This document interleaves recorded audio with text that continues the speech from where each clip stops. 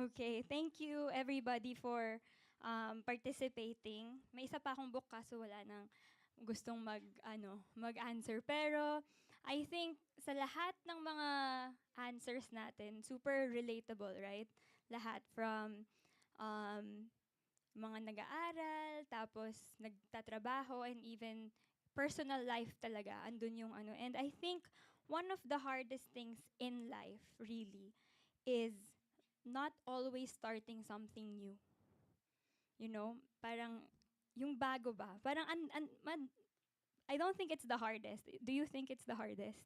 Kasi for me, the hardest thing is letting go of something na very familiar ka. Right? Then starting a new hobby or a new, alam mo yon, may something na bago kang gustong gawin, pero it's hard to let go of the things that you're very familiar with. Right? Do you relate? Yes? Bakit hindi kayo sumasagot? Yes. Kasi naturally, as people, we really are into those that are familiar sa atin. Familiar tayo sa ginagawa natin, paano natin gawin tong bagay na to, and even yung habits, yung routines. Kaya nga pag sa isang araw na na-break yung habit natin or yung routine natin, tas hindi natin alam yung gagawin kasi bago sa atin, anong nangyayari? Nagpapanik tayo or like nasistress tayo. Bakit? Kasi hindi natin alam. Hindi tayo open for change. And most of the time, we always say na, yes, I'm open to change. I'm open to this. I'm always, may sinasabi sila, I can work under pressure. Yung mga nagtatrabaho. But at the same time, when pressure comes, can you really work under pressure? And so ngayon, I know we know everything that happens in our lives, it's always for the good, for those who love the Lord. But at the same time, we really hold on to our old plans, our old expectations, old seasons in life, and even old identities na minsan, yun talaga yung nag-hold back sa atin to really experience something new. And so, lagi lahat kayo nakatingin sa akin. Pero let's read our verse for today, which is in Isaiah 43:18 to 19. Yeah. Everybody, nandun na ba tayo sa ano? Lahat nandun naman, no? Okay, let's all read. Lahat tayo. Okay, game? 1, 2, 3, go. Remember not the former things, nor consider the things of old. Behold, I am doing a new thing. Now it springs forth. Do you not perceive it? I will make a way in the wilderness and rivers in the desert. Amen. So, for the context lang, alam niyo naman tong Isaiah 43:18, 19, right? Yes? Sino familiar? Alam niyo naman na ito yung verse natin of the year. Ano ang ating declaration for the year? Shifts and shiftings. Buti naman. Kala ko hindi nyo alam eh.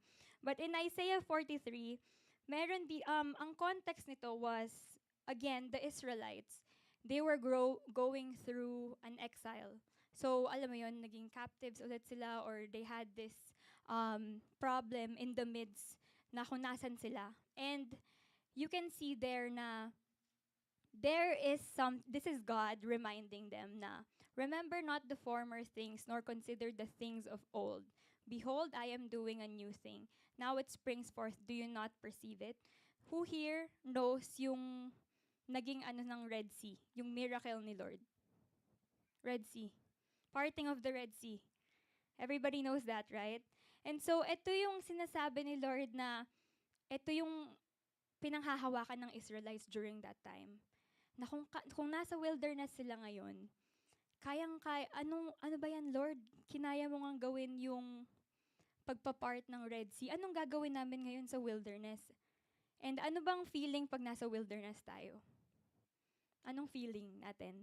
Sorry, pag nag-preach kasi ako, gusto ko interactive. Gusto ko may kausap ako. Anong feeling natin pag nasa wilderness tayo? Lost? What else? Sadness. Ano? Ano to? Natatakot. Ito pala yung natatakot. Okay. So, alam mo yon, yung parang ang dami mong nararamdaman sa wilderness, and at the same time, the Israelites was saying kay Lord na, Lord, ginawa mo to sa ancestors namin na you parted the Red Sea and all that. But then, the Lord here is speaking na, remember not the former things. But at the same time, He's not telling them na kalimutan niyo yung ginawa ko. He even was in, if you read in Isaiah 43, let's start with 14. It says, ako na lang mag-read. Thus says the Lord, your Redeemer, the Holy One of Israel, for your sake I send to Babylon, and bring them all down as fugitives, even as the Chaldeans in the ships in which they rejoice.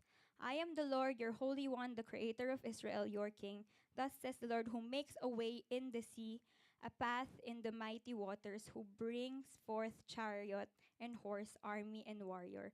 They lie down, they cannot rise.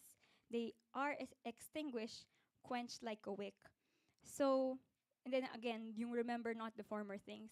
But then the Lord is saying here to the Israelites, do not forget my faithfulness. Because God is faithful before, after, and even now, and even in the future.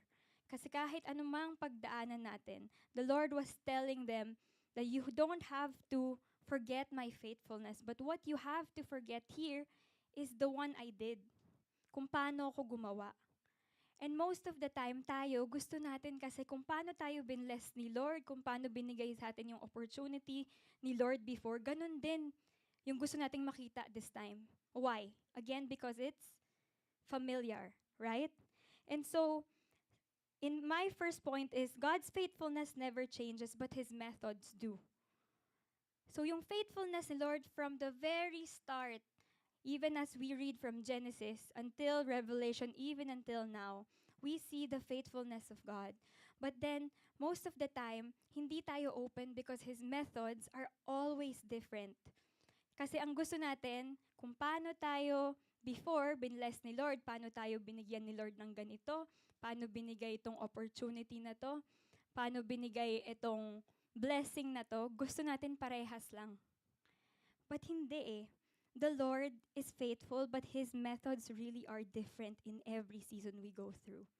Especially sa youth, ang dami nating pagdadaanan as teenager, even nung bata tayo, as teenagers, pag naging legal age tayo until we go through 20s, 30s, and so forth.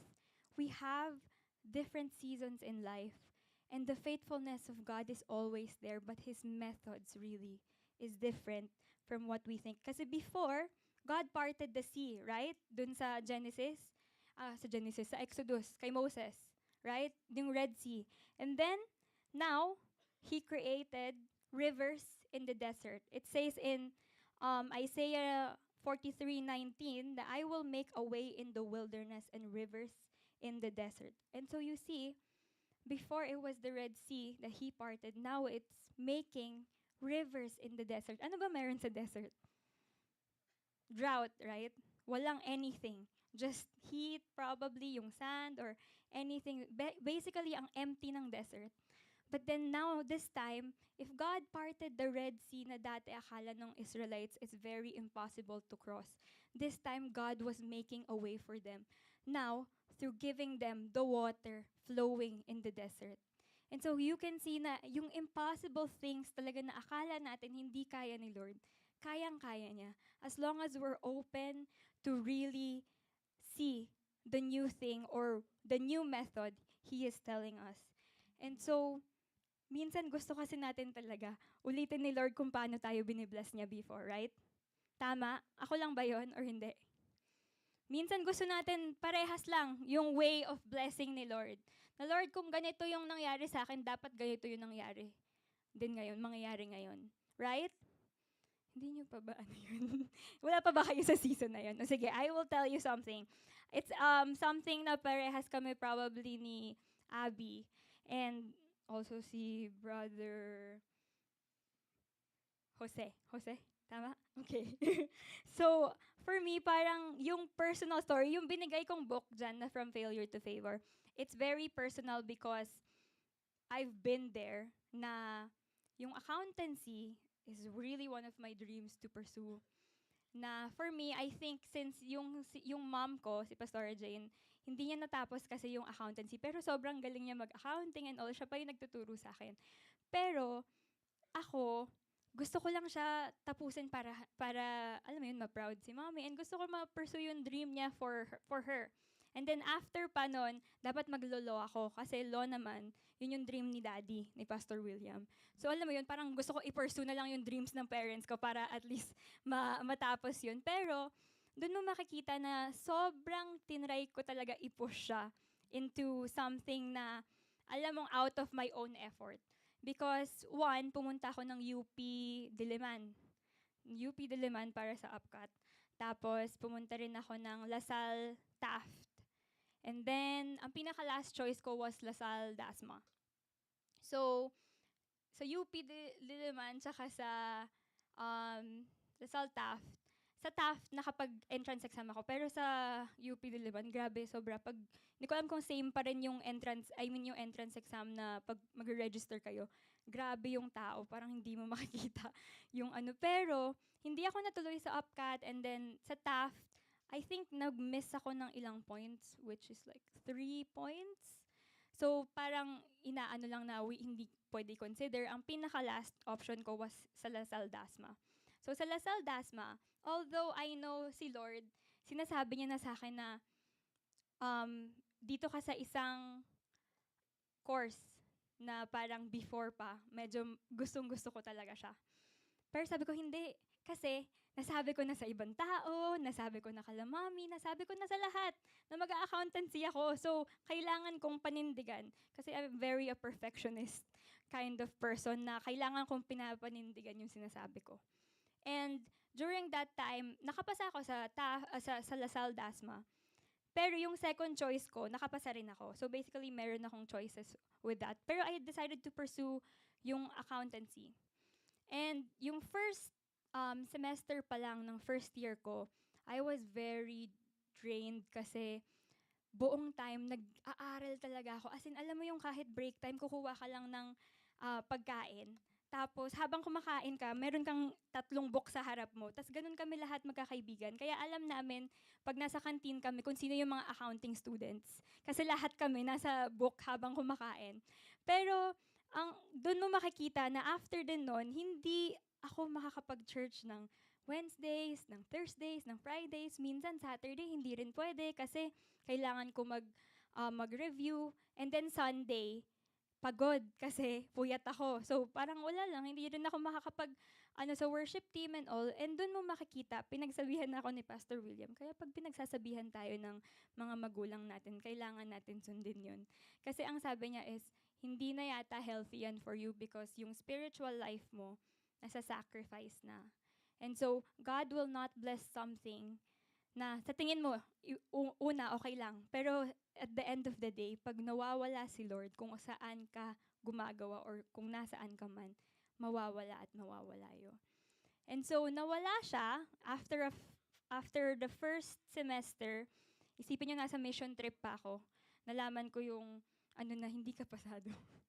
So, alam mo yung nagrarant ako sa mountain kay Lord na nasa mission trip ako, nagsasacrifice ako ng time ko dito, tapos hindi ako pasado. Ano to? Parang ganon. And most of the time, ganon tayo kasi andun na yung plano natin, andun na yung nakaset yung mind natin na, Lord, this is everything I want to do. Bless it. 'Di ba? Most of the time, ganun tayo. Even as teenagers, I think teenagers most of the time, ganun din. High school students, senior high, and even those people that are working right now, sometimes we have our own plans. We have our own desires. Now, we just want to plan everything and then ask the Lord to bless it. Right? Am I right? Ako lang yun.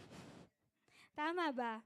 And so, parang, at the end of the day, doon mo makikita na, Lord, dapat binless mo yun kasi alam mo yun, ayun yung plano ko, ayun yung gusto ko. Wala naman akong ginagawang masama, wala naman akong ginagawang, against anything. But dun mo makikita nung nag-shift na ako sa ibang course, mas naging creative ako, mas nagkaroon ako ng time to explore other things. And then, nag-pandemic. During the pandemic, since hindi nga ako mapalagay sa bahay, and hindi bawal lumabas, after ng after ng class, siguro matatapos yung class ko 2 p.m. ganun, tapos magsa-start lang siya 10 a.m. So 10 to 2, wala na akong magawa. Pero yung Shopee deliveries ko, padating ng padating. So yung tatay ko, alam mo yon, ano na naman to? Ano na naman to? Bakit parating ng parating? Tapos walang kahit anong binibigay na, anong tawag doon? Sweldo dapat sasabihin ko eh. Allowance. Walang allowance. But, nung time na yun, sabi ko, sige, I'll try to find a job. And then, biglang, nung sinabi ko yun, I was writing, I think, for Rooted in Strength na for 1 year. And 1 year yun nung, if naalala nyo, 1 year nagde-devotion si Pastor the whole year. Kasi yun yung dealing sa kanya ni Lord. 1 year din ako nagsusulat ng, alam mo yun, parang reflections ko from the devotion. And then may nakakita na senior ko sa organization na never ko siya na-meet. Sa organization, may nakita na writings ko. And sabi niya sa akin, uy, gusto mo makapagsulat sa isang blog sa Christian organization sa ibang bansa, ganyan. Sabi ko, sige, okay lang po. Tapos kala ko, papagawa niya lang sa akin kasi oo lang naman tayo sa seniors. But during that time, that was the start of my first online job. And then, to cut the long story short, I think second year ako nung nag-start ako ng online job na yon. Second, third, fourth year.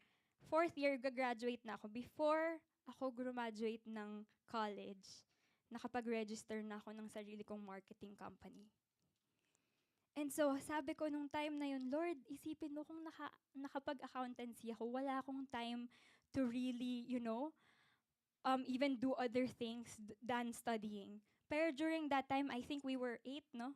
We were 8 in the company. So, ako yung nagli-lead ng company, and I had 8 employees under me. And after nun, alam mo yon, parang yung clients padating ng padating. And so, dun mo makikita na if everything went according to my original plan, hindi ko mararanasan yung goodness and yung faithfulness ni Lord during that season. And so, right now, if nandun ka sa part na yun na, Lord, tama pa rin ba tong tinatahak kong, plano ko? Or is it my time to really, seek and listen to you? Dun mo makikita na what felt like rejection for me during that time was actually God redirecting everything for me. Kasi sometimes we really think yung closed doors, failure na natin. Sometimes we think yung delays na nakikita mo na yung ibang tao nagpa-prosper, nakikita mo na yung ibang tao na lumalago kung saan man sila nilagay ni Lord. Even sa, I think, meron pa rin yung competition pagdating sa school, right? Sa grades, kung first honor ka or, you're top of the class. Doon mo makikita na sometimes God really redirects everything para ma-reveal yung purpose niya para sa buhay mo. Amen? So, pakisabi sa katabi mo, God redirects you before He reveals your purpose.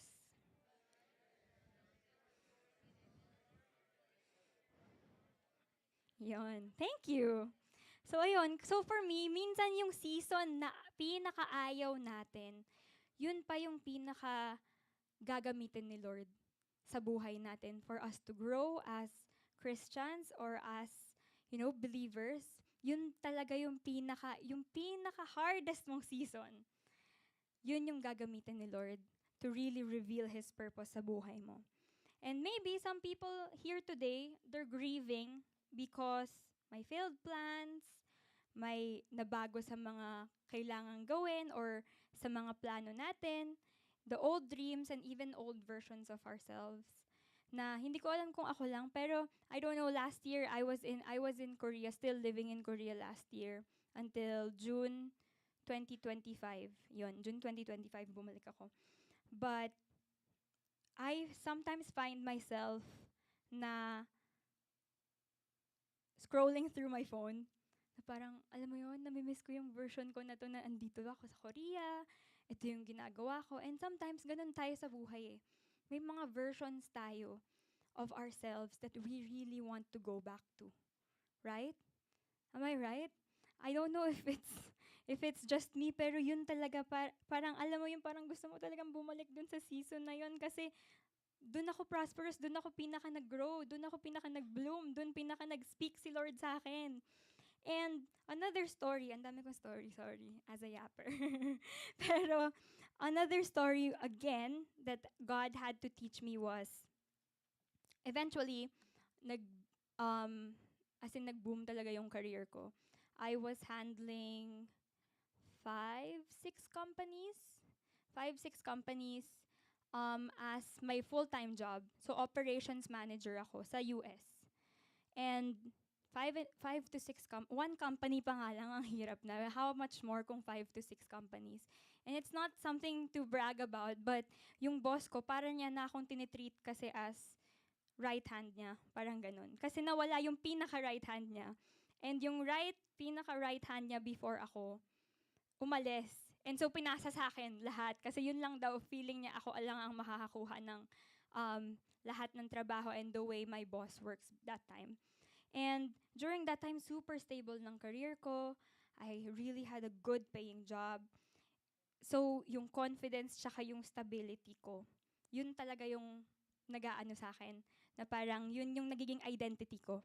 Na if productive ako today, I feel like super rooted ako sa identity ko. Kasi pinupuri ako ng boss ko na ang galing mo talaga, ganito, ganyan. Tapos out of all the employees na meron siya, ako lang yung pinapakinggan niya pagdating sa opinion, ganun. Pero, dun sa part na yon, I really felt valuable because of what I could do, I could provide, I could achieve during that time. And then, when I moved to Korea, during, I think, the first year na andun ako, everything was okay. Pero, ang nagiging routine ko was, I think 9 a.m. yung start ng class ko. So, kailangan ko umalis ng bahay ng 7 a.m. until, sabihin natin, mga 3 p.m. So, from 3 p.m. makakauwi ako mga 5. And then, tutulog ako konti tsaka kakain. 8 p.m. magsa-start na yung work ko. 8 p.m. start work, ang end ng work ko 6 a.m. Kasi 5 to 6 companies eh. So, 8 p.m. to 6 a.m., nagtatrabaho ko. And then, I have to prepare going to school. So, 7 a.m., alis na ako. So, isipin mo kung ilang oras yung tulog ko nung 1 year na yun. 2 hours? 3 hours? Sa isang araw. And during that time, hindi rin, alam ng parents ko yun, pero most of the time, hindi ko rin naman kasi sinasabi. Kasi, alam mo yun, sure ako, sasabihin nila sa akin, is that healthy? Alam mo yun, tama pa ba yung ginagawa mo and all? Pero during that season, hindi eh. Kailangan ko magpaka-independent, kailangan firm ako sa decision ko kasi sabi ko, pupunta ako ng Korea, kaya kong buhayin yung sarili ko. And during that time, the only thing my parents paid was my tuition fee. Other than that, alam mo yun, everyday na expenses mo, sa akin na talaga lahat. Kasi I was very secure kasi yung job ko talaga was really paying well. Alam mo yung sige sabihin ko, during that time, kung gusto kong pumunta ng US, kaya kong pumunta ng US kahit ngayong gabi, parang ganun. Ganun yung capacity ko during that time. And during that time, sabi ko, sige Lord, kaya ko to. So, kuha pa rin ako ng kuha. Meron akong stable job ha. Yung 5 to 6 companies na inaano ko na operations manager ako. And then, I had other freelance jobs too. So, isipin mo, saan ko pa pinapasok lahat ng clients na yun? Kasi 10 pa yung client ko during that time na hindi ko stable job. Just, my outside freelancing jobs. Kasi nga, very workaholic ako eh. Pero during that time, when I think it was February last year, 2025, yeah. February last year, out of, suddenly, nawala yung job ko. As in, parang, kung kayo yung nasa posisyon ko, parang, ha? Tama naman yung ginagawa ko, tama lahat ng reports ko, anong oras na ako natutulog, minsan nga hindi na ako natutulog. Anong rason bakit ako tinanggal? Ang naging reason was, wala, siniraan ako ng kapwa Filipino, so, wala, tanggal na. And then, during that time, hindi ko talaga alam gagawin kasi nasa labas pa ako nun. Tapos parang ako, gumagastos ako lahat ng so, anong ibig sabihin nito? Parang wala na akong anything na makukuha. But, dun ko na-realize na yung stability na yun, when that stability disappeared, yung safety net ko, God really confronted my heart na may tiwala ka sa akin pag okay lahat ng ginagawa ko sa'yo sa buhay mo. Pero wala kang tiwala ngayon dahil nawala yung binigay ko sa yung blessing. And so sometimes, ganun din tayo. Sometimes God is confronting us, our hearts, not to judge us, not to condemn us, but to help us realize na without everything, without God in the center of it all, mawawala at mawawala and walang purpose kung wala si Lord dun sa workplace mo, sa studies mo, or even sa business mo. And so I think that's one reminder for us na let's have a heart check today na Lord, inuuna ba talaga kita?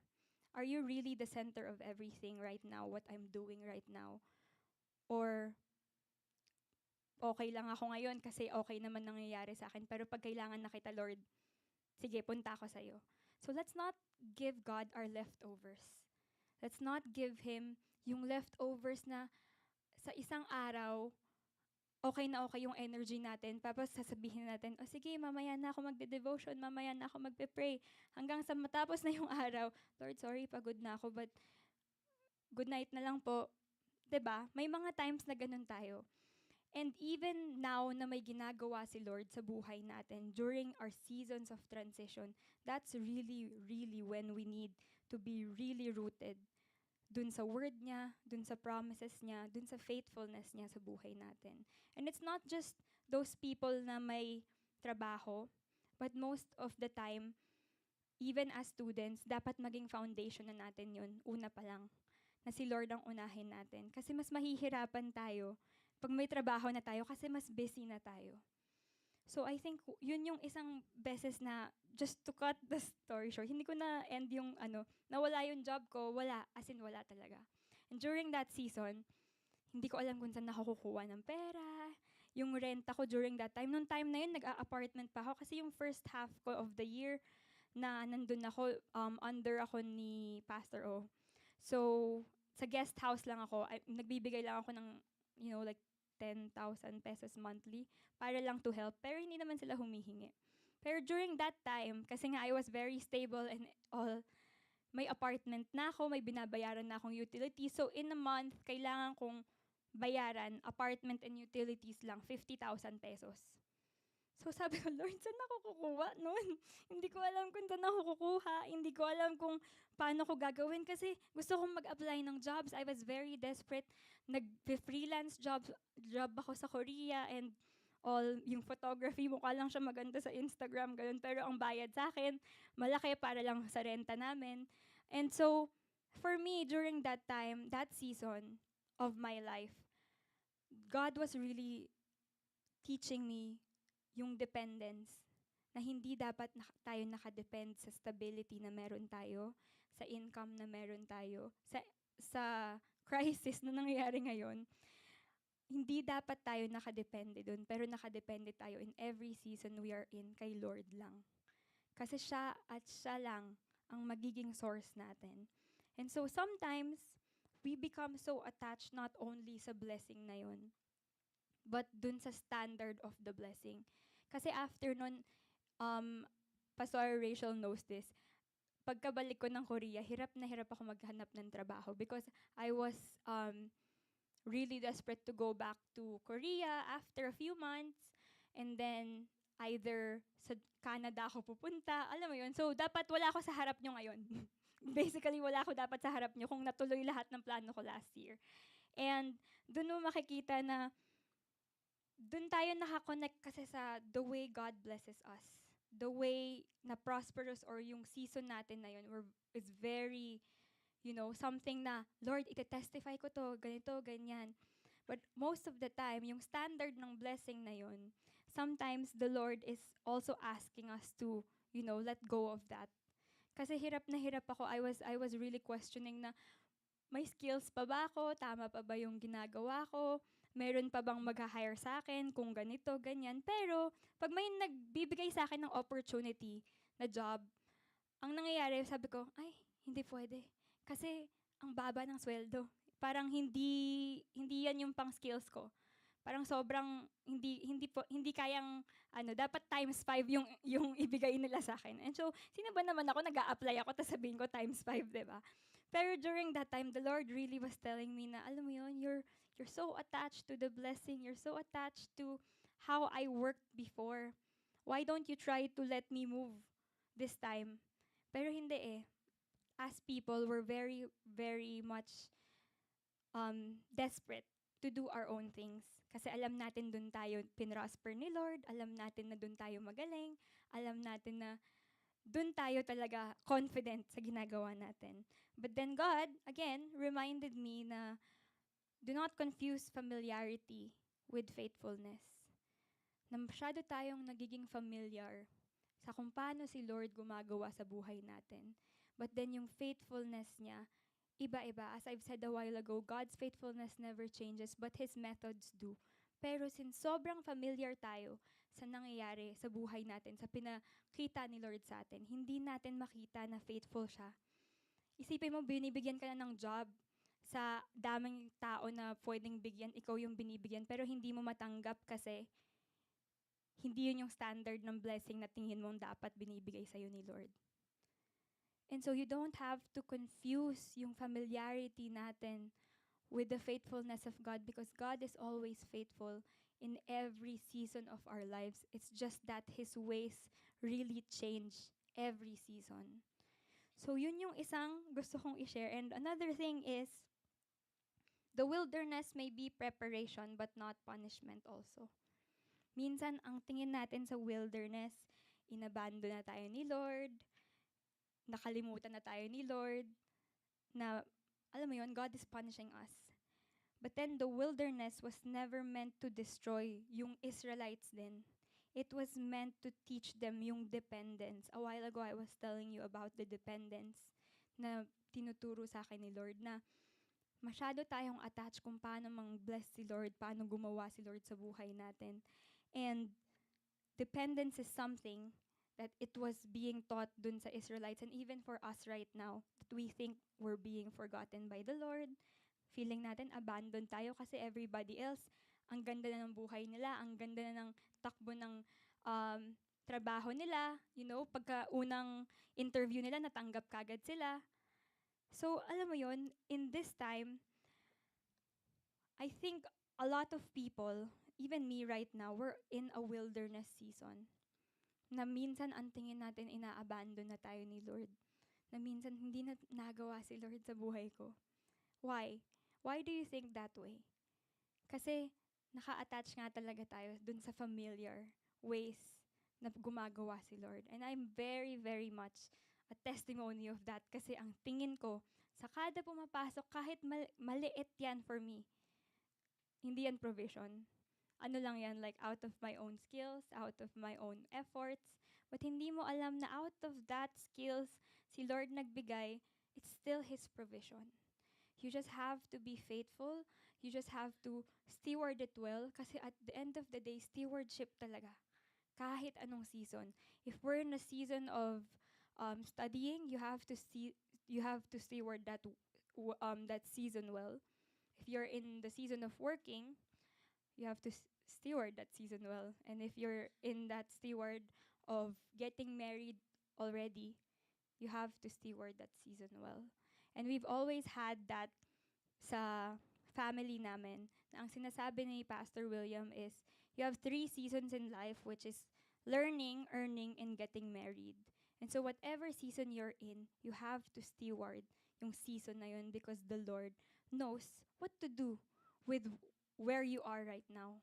So kung estudyante ka right now, kung nagwo-work ka right now, you're graduating, or nandun ka sa part na nape-pressure ka kung anong gagawin, you have to steward that season and you really ask the Lord na, Lord, what do you want me to do? Ano bang purpose nito? Bakit ganito yung pinagdadaanan ko? Kasi I think a lot of youth right now, kahit ako before, I was really asking the Lord, Lord, ano bang purpose nito? Nasasaktan lang naman ako, na disappoint ako, hindi ko nakukuha yung gusto ko. But now that I've grown older, medyo tumanda na tayo, I always ask the Lord now, I find myself very amusing na nagtatanong ako kay Lord na, Lord, what is your purpose for this time? Bakit ako, why am I going through this? Why am I going through this? Kasi nahihirapan ako, pero I know may plan ka at the end of the day. And so, it's not to advertise yung rooted in strength, but if you've seen some of my writings, it's really written from the heart na sobrang personal niya na minsan, Lord, why? Why am I going through this season? Why am I hurting right now? Why am I so depressed? Why am I in this kind of season na parang feeling ko hindi kita nararamdaman? And the Lord keeps answering after a few times na magtanong ka sa Kanya because, again, He reveals His purpose at the end of the day. Na alam niya kung anong ginagawa niya, and it's really for the good of you and even for the benefit of other people. That sometimes our pains right now or our frustrations, our disappointments, we have this feeling na parang inaabandon na tayo ni Lord, but at the same time, the Lord is doing something great na magagamit mo siyang testimony in the long run. And so kung nandun kayo sa part na yon, I hope and I pray that the Lord really reveals the purpose kung bakit ka nandun sa season na yon. And so, minsan din, nire-remove ni Lord yung old support systems natin. Kasi He wants to depend on Him. He wants us to depend on Him more deeply. Kasi most of the time, pag okay na tayo ulit, as we stand up from our pains, from our hurts, pag okay na tayo, we abandon the Lord again, right? May mga times na gano'n na, Lord, sige, wait lang. Busy na ulit ako, okay na yung buhay ko eh. And then after nun, pag nandun na naman tayo sa season na hindi tayo okay, babalik na naman tayo kay Lord. So let's not do that.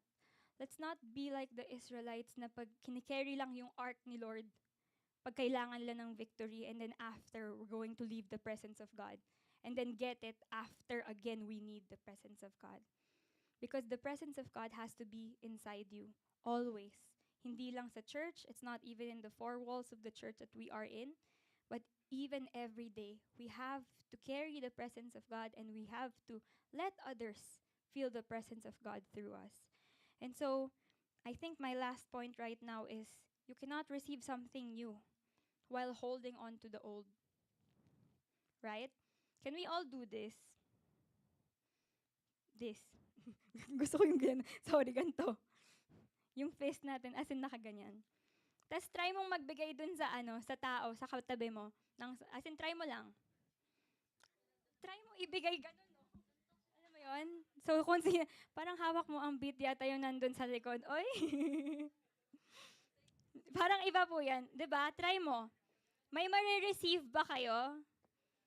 Right? So, sometimes we hold so tight na, Lord, ito yung gusto ko. Ito talaga yung gusto ko. Baka naman. Pero si Lord, may ibang binibigay sa'yo, hindi ka lang nakaganon. Kasi you are holding on so tight na the Lord wants you to open your hands freely. Kasi mas may better pang binibigay si Lord sa'yo. But most of the time, we hold on to it so tightly that we cannot really receive something new because we're so desperate to just hold on to the old things that He has given us. And so, many times, we pray na, Lord, can you do something new? Kasi minsan, syempre, boring na yung buhay natin eh. Parang wala lang, parehas na lang yung routine natin. But, emotionally and, mentally, probably, we're so attached with our old timelines, our old identities, our old expectations, and even our comfort zones. And so maybe today, God is asking you na, can you trust me? Na stop holding it onto it so tightly. Na can you trust me enough to release what no longer belongs in your hands?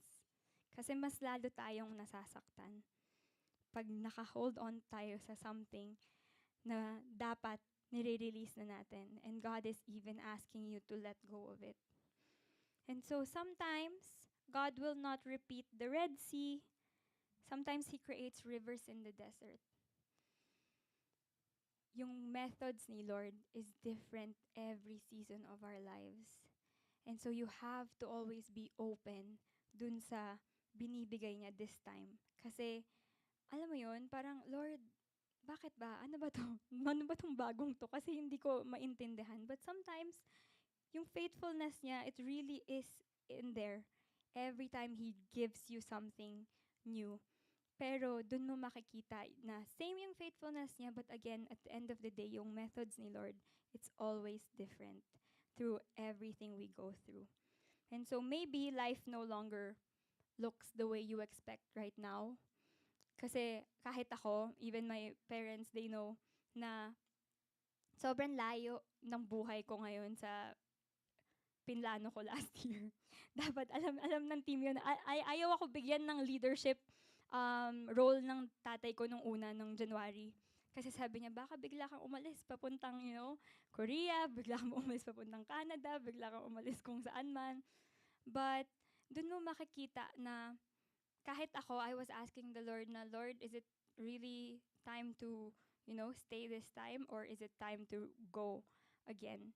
Kasi kung ako lang, I'm really, really desperate to go outside of the Philippines. Kasi I think some of you know also na minsan mas okay yung pay sa labas, mas okay yung ano. Pero doon mo makikita, wherever you are, that's where God prospers you. That's where God blesses you. So kung anong season man meron tayo, studying, working, building a business, getting married, preparing to get married, doon mo makikita na the Lord will bless you as long as you're open and willing to obey Him in the season you are in. So I think that's how everything is, you have to basically, in everything I said, you have to make room for everything, for the new thing that's coming. Because we know that the new thing coming is better than the old things na binigay sa atin ni Lord. Kung maganda na yung binigay sa atin ni Lord before, mas maganda yung ibibigay sa atin ni Lord this time. We just have to really be open and willing to really release our hands to Him. So,